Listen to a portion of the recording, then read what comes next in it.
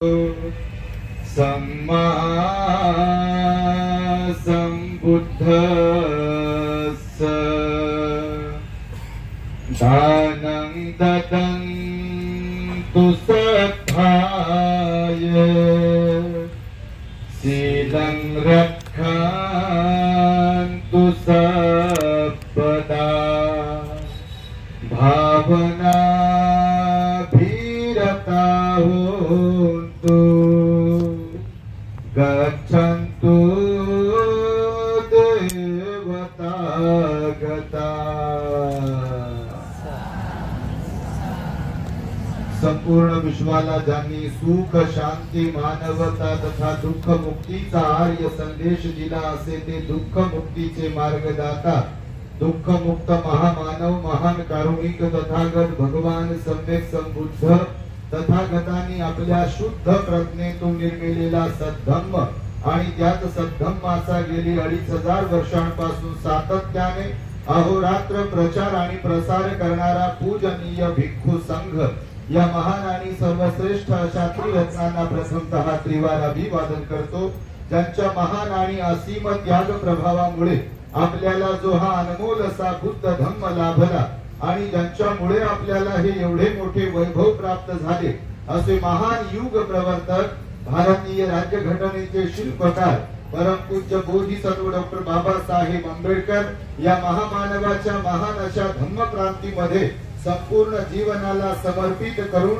आज या महान मंगलमय दिनी आपल्या जे सेक्टर मुकुंदवाडी परिसरातील अनाथपिंड जेतवन बुद्ध विहारामध्ये पूजनीय भिक्खू आमचे धम्मबंधू यम धम्मज्योतिजी थेरो आणि पूजनीय भिक्खू बोधिरत्नजी थेरो यांच्या मार्गदर्शनामध्ये हा कार्यक्रम इथे संपन्न होत असताना धम्ममंचावरती उपस्थित असलेले आमचे गुरुजी पूजनीय प्राचार्य डॉक्टर खेम धम्मोजी महास्तवीर, पूजनीय भिक्खू डॉक्टर एम सत्यपालजी महास्तवीर, प्रज्ञाबोधी भंतेजी, हर्षबोधी भंतेजी, इंदवंश भंतेजी आणि सर्व पूज्य भिक्षू संघालाही त्रिवार वंदन करतो। कार्यक्रमामध्ये उपस्थित असलेले आपण सर्व श्रद्धावंत उपासक उपासिका बालक तथा बालिकांनो तद्वतच की ग्रेट हॅपीनेस या आपल्या YouTube चॅनलचे सर्वच दर्शक सर्वांच्या प्रती सर्वप्रथम मंगलमैत्री सद्भावना व्यक्त करून तथागत भगवान बुद्धांनी आपल्या हित सुखासाठी सांगितलेल्या बुद्धोपदेशास प्रारंभ करतो।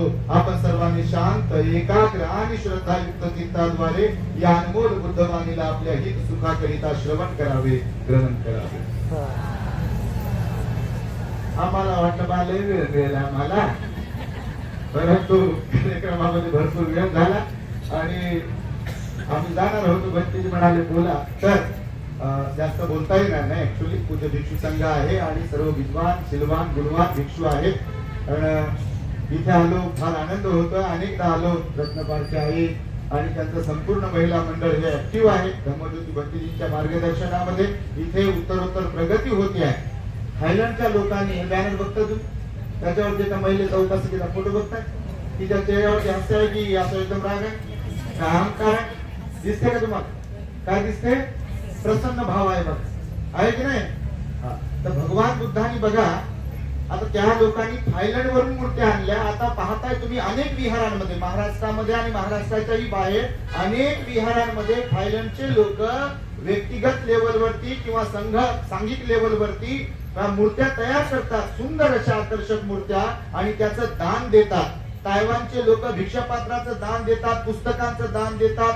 बाहेरचे अनेक लोक, बर्मीज लोक आहेत, आता बघा हे बर्मीज चिवर आहे, हे थाई चिवर आहे, श्रीलंकन थाई चिवर आहे, थाई चिवर आहे, बर्मीज चिवर आहे। बाहेरच्या देशातले लोक अत्यंत श्रद्धापूर्वक बघा भारतातल्या भिक्खूला तिथल्या विहारांना दान प्रसन्न चित्ताने देतात। आम्ही इथं आलो, पाहत होतो थायलंडचे लोक उपासक उपासिका भंतेजी आतमध्ये बसले होते बघा, प्रसन्न चित्ताने त्या मूर्तीचं ते तिथे प्रतिष्ठापना करत होते।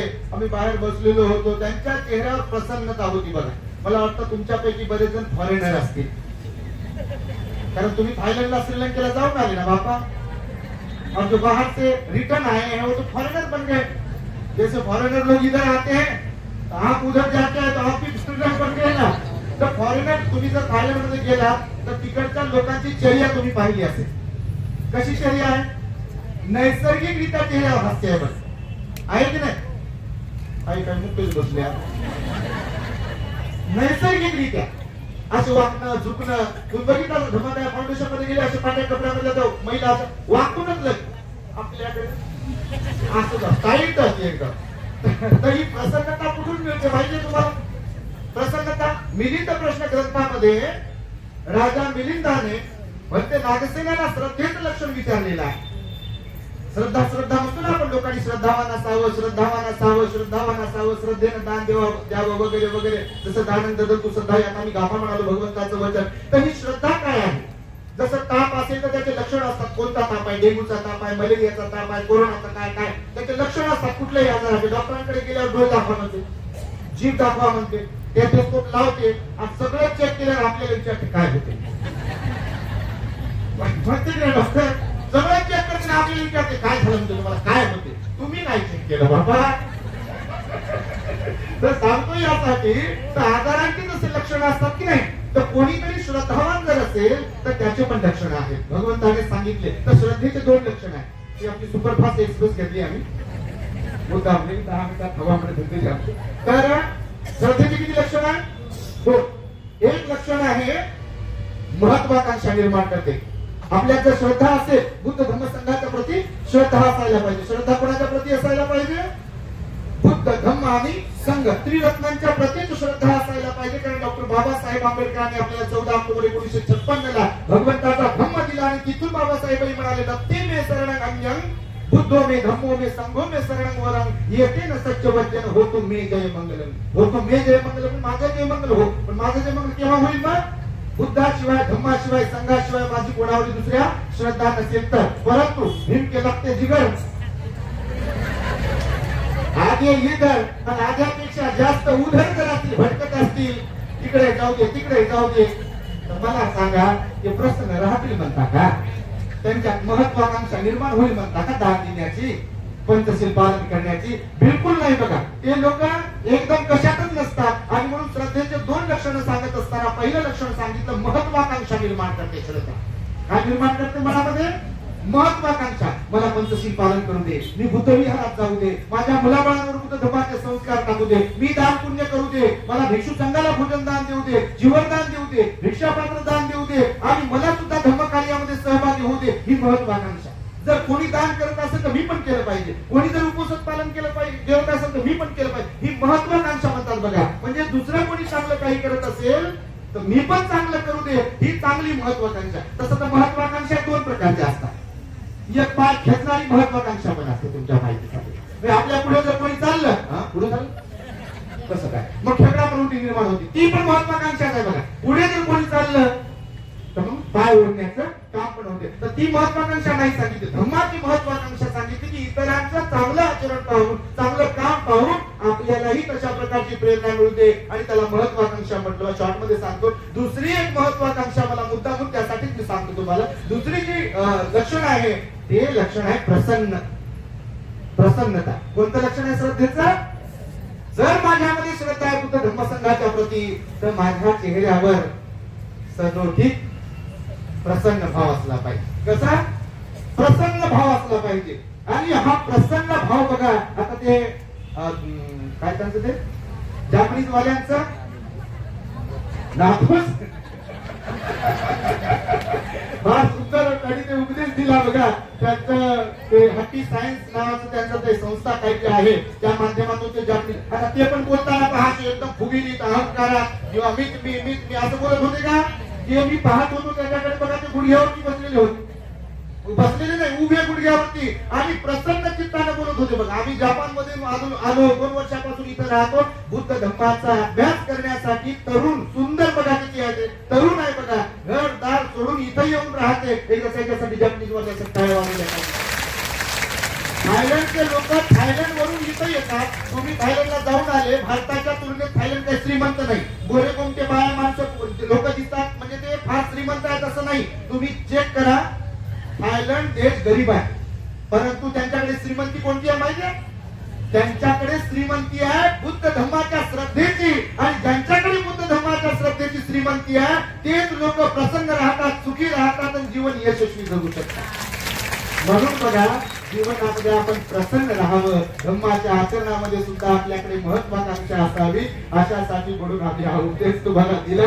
आपले उपदेश आपल्या द ग्रेट हॅपीनेस चॅनल वरती भरपूर आहेत, तुम्ही निश्चितच ऐकत असाल आणि ऐकत राहा. सगळ्या भिक्खूंचे प्रवचन ऐकले पाहिजे. बुद्धाची वाणी ऐकली ना की बुद्धाचा धम्म समजतो. बघा भगवंतानी महामंगल सूत्रामध्ये सांगितलं, कालेन धम्मस्सवनं येतं मंगलम उत्तमं. म्हणजे कालेन धम्मस्सवनं म्हणजे काय, वेळोवेळी धम्म देसना बुद्धाची वाणी श्रवण केली पाहिजे. ती आपल्याला प्रेरित करते बघा वाईटातून चांगलं बनण्यासाठी. कारण जे लोक बुद्ध धम्माप्रती श्रद्धावान असतील ते लोक सील पालन करतात. पानातिपाता आदिनादाना कामेसुमिचाचारा मुसावादा आणि सुरामेरे. परंतु जे लोक श्रद्धावान नसतात ते या पाचही तत्वाचं पालन करत नाहीत, पंचशीलाचं पालन करत नाहीत. आणि जे पंचशीलाचं पालन करत नाही ते हिंसक असतात. ते लोक चोरी कर्म करू शकतात, ते व्यभिचाराचं कर्म करतात, ते खोटं बोलतात, लबाडीनं वागतात, त्यानंतर दारू गांजा बिडी तंबाखूचं सेवन करतात. आणि या 5 शीलाचं उल्लंघन जो कोण करेल तो स्वतःचंही नुकसान करून घेईल आणि समाजाचंही त्याच्यामुळे नुकसानच होईल. आणि म्हणून आपण सर्व मायबाप आहात. मी आधी बोलत नाही, पूजनीय भत्तेजींनी आम्हाला बोलण्याची संधी दिली, त्यांच्याबद्दल मी आभार व्यक्त करतो. आम्हाला इथे बोलवलं आपण त्याही बद्दल मी तुमच्या प्रती कृतज्ञता व्यक्त करतो. आणि पूज्य भिक्षू संघाने मला ऐकून घेतलं त्याबद्दल भिक्षू संघाच्याही बद्दल मी एक मला जास्त वेळ झाला असेल तर दिलगिरी व्यक्त करतो. पण श्रद्धावान कुणाला म्हणावं, ज्या तुम्ही किती लक्षणं सांगितलं, तुम्हाला 2 लक्षणं सांगितले. ते 2 लक्षणापैकी 1 लक्षण तुम्ही लक्षात ठेवा, म्हणजे दोन्ही ठेवा. पण एक महत्वाचं आहे, कारण तुम्ही लय दुःखी असता. आता मी पाहू लागलो काही एकदम खरंच घड्याळाचा सेल संपलेला समजू शकतो तुम्हाला भूक लागली असं काही नाही. पण मला म्हणायचं आहे की वेळोवेळी मूड थोडासा चेंज केला पाहिजे का नाही. असं कोणतं जगातून गाठोडा आपल्या डोक्यावर ठेवलेलं काय. तिथं टेन्शन मध्ये कोण नाही, आजारी कोण नाही, परेशान कोण नाही. अहो सगळ्यांच्या वाट्याला आपल्यासारखं जीवन असते, फक्त त्याचं प्रमाण कमी जास्त असते. परंतु जर कुठं धर्मसंघाच्या प्रति श्रद्धा आहे तर आपल्याला प्रसन्न राहता आलं पाहिजे. ठीक आहे ना, दुःखाला इग्नोर करा, दुःखाला कवटाळत बसू नका.